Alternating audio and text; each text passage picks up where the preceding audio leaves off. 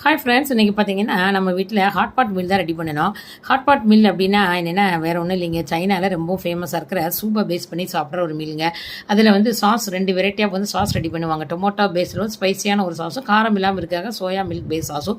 அதில் ஈஸியாக குக்கார வெஜிடபிளாம் போடும். டோஃபு இதெல்லாம் பார்த்தீங்கன்னா வெரைட்டி ஆஃப் வந்து டோஃபு. நம்ம ஊரில் இந்த அளவுக்கான டோஃபுலாம் கிடைக்குதான்னு தெரியல. எங்கள் டாக்டர் வந்து ஊர்லேருந்து வந்து கொண்டு வந்தாங்க. அதனால் நாங்கள் அதை ஈஸியாக அதை யூஸ் பண்ணிக்கிட்டு எல்லாமே வந்து டோஃபு தான். இது வந்து டோஃபு ஷீட் அப்படின்னு வந்து சொல்கிறாங்க. பார்த்தா நூடுல்ஸ் மாதிரி நீளமாக இருந்தது.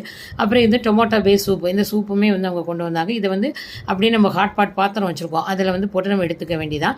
அது தண்ணி ஊற்றி நம்ம நல்லா பாயில் ஆகும்போது ஒவ்வொரு வெஜிடபிளையாக வந்து போட்டு குக் ஆகும்போது ஒன்று ஒன்றா எடுத்துக்கலாம். இதில் வந்து மெயினாக வந்து எல்லோ பம்கின்னு, மஷ்ரூமு, ப்ரக்கோலி, காலிஃப்ளவர், கேப்சிகம் அப்படின்னு நம்ம ஈஸியாக வந்து குக் ஆகிற மாதிரி வெஜிடபிளை போட்டு ஃபேமிலி ஃப்ரெண்ட்ஸோடு சேர்ந்து ரொம்ப நேரம் ரிலாக்ஸ்டாக சாப்பிடணும் ஒரு லஞ்ச் அப்படின்னு நினச்சிங்கன்னா அந்த ஹாட் பாட் மீல் ரொம்ப ஆப்டாக இருக்கும். அதை வந்து வச்சுக்கலாம். டிப்பிங் சாஸ் வந்து இருக்கும். அதுக்கு வந்து நம்ம செசமி சீட் பேஸ் பண்ணி சாஸ் ரெடி பண்ணுவோம். Already detail video